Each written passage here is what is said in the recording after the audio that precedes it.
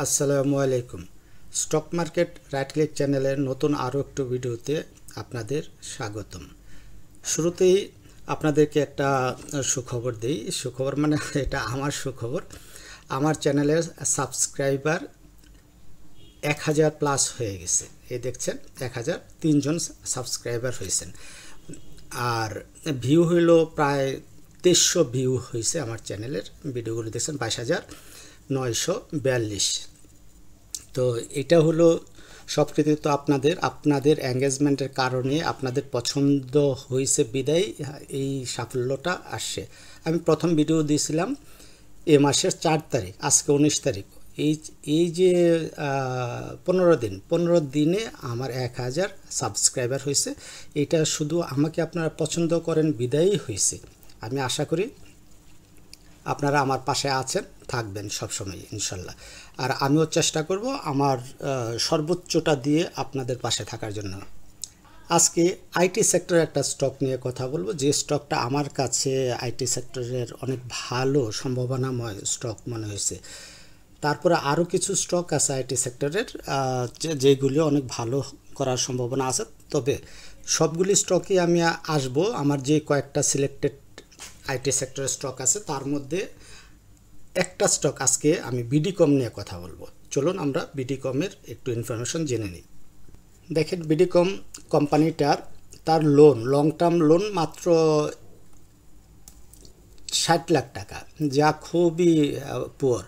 আর যাদের long term লোনগুলি সবচেয়ে কম থাকে বা থাকেই না, সেটাকে আমরা মোটামুটি ভালো কোম্পানি ধরতে পারি। তার রিজার্ভ আছে প্রায় 22 কোটি টাকা, তার পেড আপ ক্যাপিটাল হলো 60 কোটি টাকা। তো মজার ব্যাপার হলো, আমরা দেখেন পাবলিক হোল্ডিং প্রায় 61% পাবলিক হোল্ডিং আছে। আর পাবলিক হোল্ডিং বেশি থাকলে কি হয়, যে কোনো সময় ফান্ডামেন্টাল তত একটা কাজ না হলেও যে কোনো সময় একটা ভালো একটা মুভমেন্ট আশা করা যায় পাবলিক হোল্ডিং বেশি থাকলে। তো সেই অর্থে আমি মনে করি বিডিকমটা যেই জায়গায় আছে এই জায়গা থেকে একটা মুভ আসতে পারে। তবে সেটা কবে কখন আসবে সেটার জন্য আমাদের দরকার টেকনিক্যাল অ্যানালাইসিস। চার্ট দেখলেই আমরা বুঝতে পারবো এটা কি খুবই তাড়াতাড়ি একটা মুভমেন্ট আসার সুযোগ আছে নাকি একটু সময় বেশি নেবে। সো আমার সাথেই থাকবেন পুরো ভিডিও জুড়ে। আমি রাইট ক্লিক জাকারিয়া আছি আপনাদের সাথে। বিডিকমের উইকলি চার্টে আমরা আছি। উইকলি চার্টে আমরা কি দেখব, যদি এটাকে আমরা ট্রেন্ড লাইন হিসাব করি তাহলে ট্রেন্ড লাইন আঁকা হয়েছে। এই ট্রেন্ড লাইনে আমরা দেখতে পাই বিডিকমটা এখনও ট্রেন্ড লাইন আমাদের ব্রেকআউট করেনি। কিন্তু অন্যদিকে যদি আমরা চিন্তা করি, সেটা হলো আমরা জানি একটা স্টক আপ অ্যান্ড ডাউন করে শেয়ারটা উপরের দিকে যায়। তাহলে সেই হিসেবে শেয়ারটা কি করছে, down up down up down up, এভাবে করে শেয়ারটা কিন্তু এখন ডাউনে আসার কথা। ঠিক আছে, ডাউনে এসে এখানে এসে আবার ওঠার কথা। এটা হলো উইকলি চার্টে। বাট বাস্তবতা কি, বাস্তবতা আমাকে দেখতে হবে। বাস্তবতা হলো এইখানে আমরা যে জিনিসটা ড্র করছি ট্রেন্ড লাইনের খুব কাছাকাছি, সে ব্রেকআউট দেওয়ার জন্য মোটামুটিভাবে প্রস্তুত আছে। কিভাবে বুঝবো, আমরা যদি MA50টা আমরা প্লট করি তাহলে আমরা দেখব এটাও এই যে MA50-র খুব কাছাকাছি জায়গায় আমাদের আছে। MA50-র একটু জুম করে যদি আমরা দেখি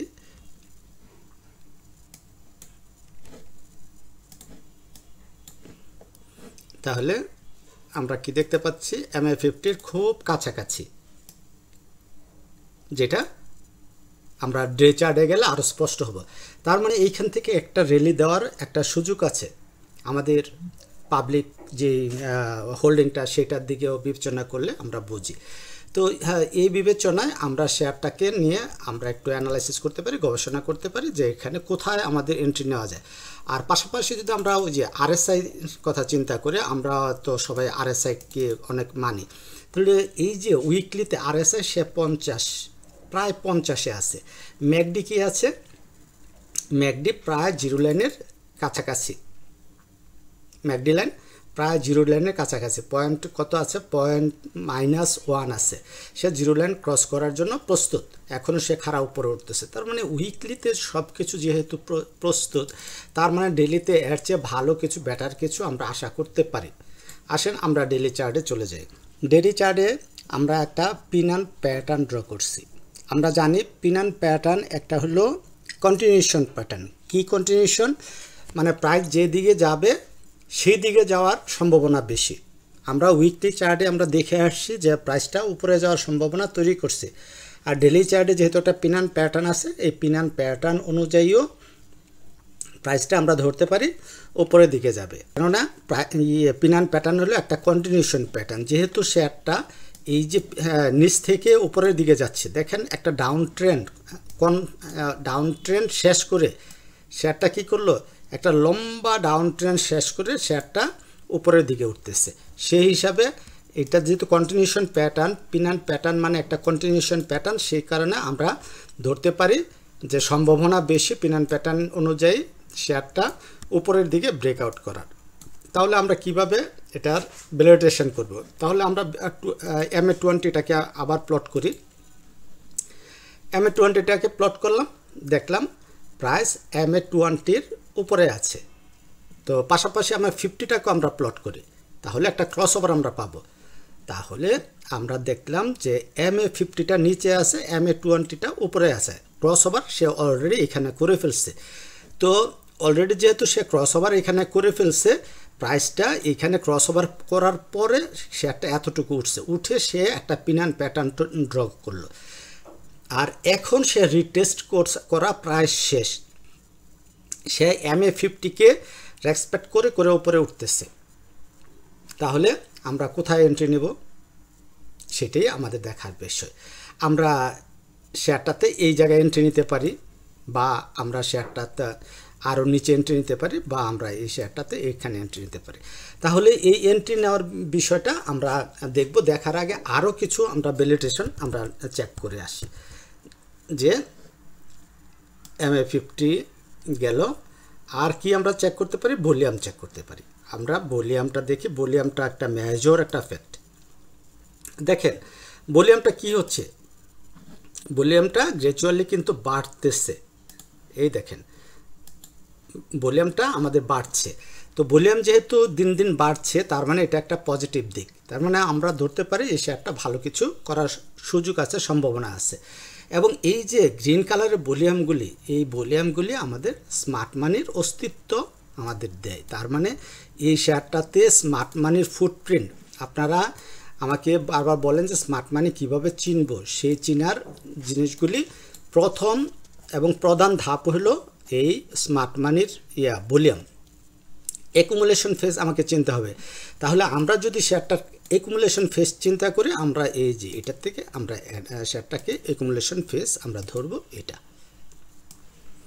এই যে এটা থেকে একটু একটা দেখেন, এই অ্যাকুমুলেশন ফেজের উপরে শেয়ারটা গিয়ে টিকে নেয়, তার মানে শেয়ার কালেকশন শেষ হয় নাই।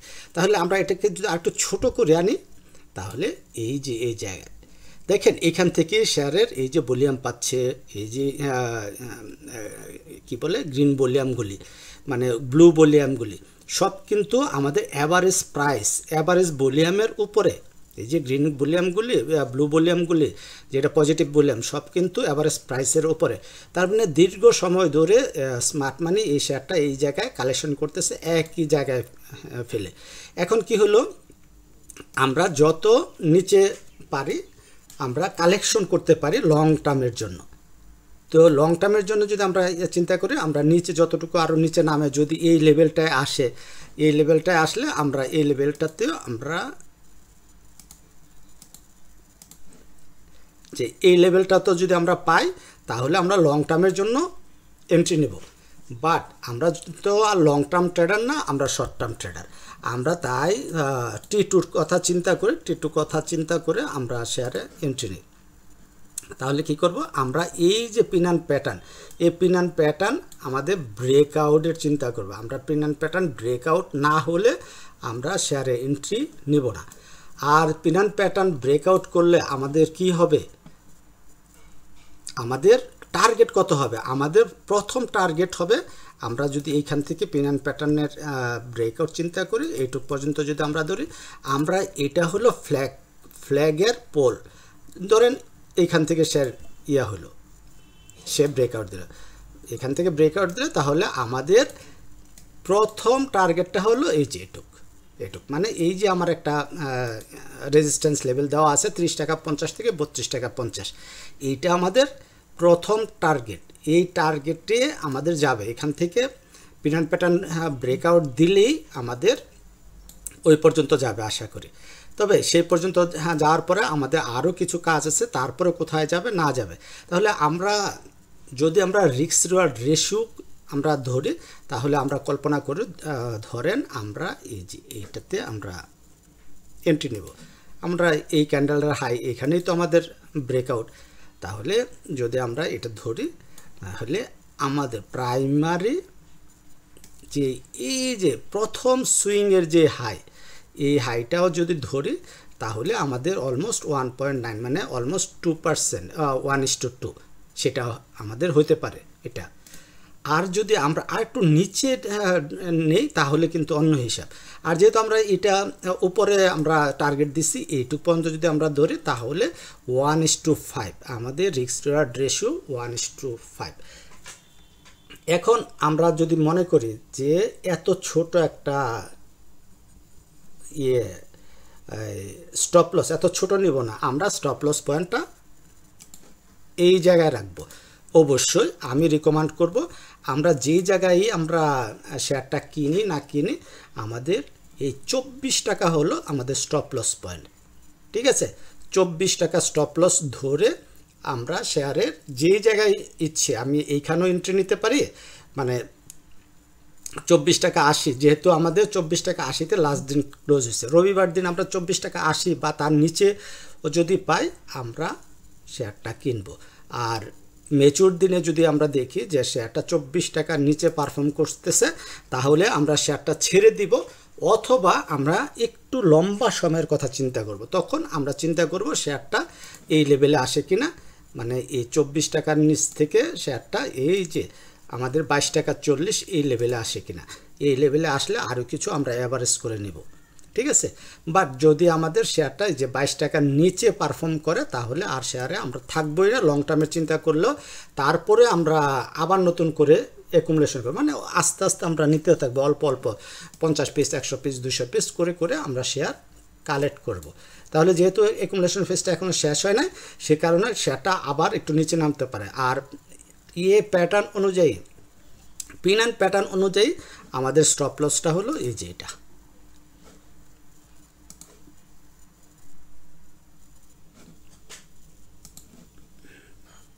পিন অ্যান্ড প্যাটার্ন অনুযায়ী আমাদের স্টপ লস হয়ে যায় 24 টাকা 50 পয়সা, বাট আমরা 24 টাকায় আমরা স্টপ লস ধরে আমরা শেয়ারটাতে এন্ট্রি নিতে পারি এবং নিব ইনশাল্লাহ।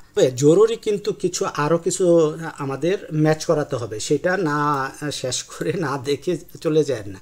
কি দেখতে হবে আমাদের, RSI দেখতে হবে, ম্যাকডি দেখতে হবে। আসলে কি RSI আমাদেরকে বাই সিগন্যাল দিচ্ছে কিনা দেখেন। আমরা RSI যদি আমরা দেখি, RSI কিন্তু সে একটা ব্রেকআউট দিয়ে 70-এর উপরে 76-এ গেল, যাওয়ার পরে সে আবার 40-42-এ এসে সে আবার 60টা পার করতে পারে নাই।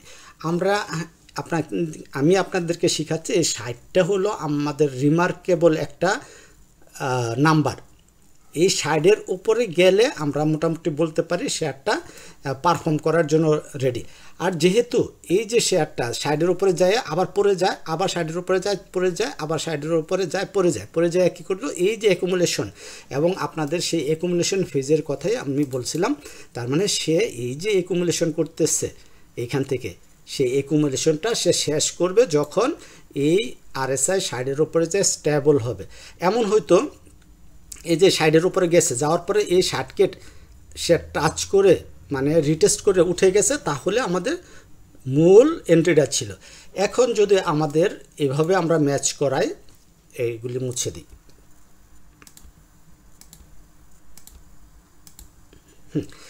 এখন যদি এরকম হয় আমাদের শেয়ারটা আমাদের পিন অ্যান্ড প্যাটার্ন আমাদের ব্রেকআউট দিল, ঠিক আছে, এখানে ব্রেকআউট দিল, আমাদের RSIও 60-এর উপরে গেল,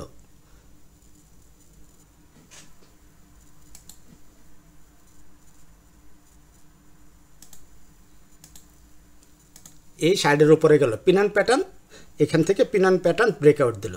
তারপরে শেয়ারটা গিয়ে আবার সে এইখানে সাইডের দিকে আসলো বা 58 আসলো, আসার পরে এদিক দিয়ে পিন অ্যান্ড প্যাটার্নের এই যে এই জায়গাতে সে আবার সাপোর্ট নিয়ে শেয়ারটা আবার উঠে গেল পাশাপাশি আমাদের ওই পিন অ্যান্ড প্যাটার্ন থেকেও এই যে এভাবে শেয়ারটা উঠবে। মনে করেন এখান থেকে ব্রেকআউট দিল, দেওয়ার পরে এখানে আসবে, আবার এখানে এই উঠবে, যে তখন সে এই র্যালিটা কন্টিনিউ করবে। তাহলে আমরা যারা পিন অ্যান্ড প্যাটার্ন ব্রেকআউট দেওয়ার সাথে সাথে এন্ট্রি নিতে পারি নাই, তারা অপেক্ষা করব এই রিটেস্ট করে পিন অ্যান্ড প্যাটার্নের এই কাঁধে এই রেজিস্ট্যান্সটাকে এসে সাপোর্ট হিসাবে ধরে যখন উঠা শুরু করবে তখন আমরা এন্ট্রি নেব। আশা করি আমার এই অ্যানালাইসিসটা অনেক তথ্যবহুল ছিল, আপনারা কিছু না কিছু শিখতে পারছেন। যদি আপনারা শিখতে পেরে থাকেন যে পিন অ্যান্ড প্যাটার্ন বা টেকনিক্যাল অ্যানালাইসিস যেটা বলে যে কিভাবে একটা শেয়ারের ভ্যালিডেশন চেক করতে হয়, তাহলে অবশ্যই কমেন্টে আপনারা লিখবেন, প্লিজ একটু লিখবেন, তাহলে আমার ভালো লাগবে যে আমি যে ওয়েতে আপনাদেরকে অ্যানালাইসিস দিচ্ছি সেটা আপনাদের কাজে আসছে। শেষ করার আগে একটু বলি, আমাদের কিন্তু এইটাই আমাদের যে টার্গেট এটা না, আমাদের যে লং টার্মের টার্গেটটা কিন্তু অনেক বড়। আমরা যদি উইকলি চার্টে যাই তাহলে লং টার্মের টার্গেটগুলি আমরা দেখতে পারবো। তার মানে আমাদের লং টার্মের টার্গেটটা অ্যাটলিস্ট 45 টাকা, ঠিক আছে। প্রাইমারি টার্গেটটা আমাদের 30 টাকা, তারপর সেকেন্ড টার্গেট আমাদের 38 টাকা, 35 থেকে 38 টাকা, তারপরে ফাইনাল টার্গেট হলো আমাদের 35 থেকে 50 টাকা। তাহলে এরকম একটা ভালো একটা শেয়ারে যদি আমরা একটু সময় নিয়ে শেয়ারটার দিকে আমরা খেয়াল রাখি এবং সময় নিয়ে সুযোগ মতো কম দরে হোক বেশি দরে হোক আমরা কিনি, মানে যে কমে মানে যে অ্যাকুমুলেশন ফেজে আমরা কিনবো, অল্প অল্প কিনবো, আর ব্রেকআউট যখন করবে তখন ব্রেকআউটে যায় আমরা একটু লোড বাড়ায় নেব, তাহলে আমরা একটু প্রফিট মার্জিনটা আমাদের বেশি হবে। আশা করি আপনারা ভালো আছেন, ভালো থাকবেন, দোয়া রাখি। আল্লাহ হাফেজ, আসসালামু আলাইকুম।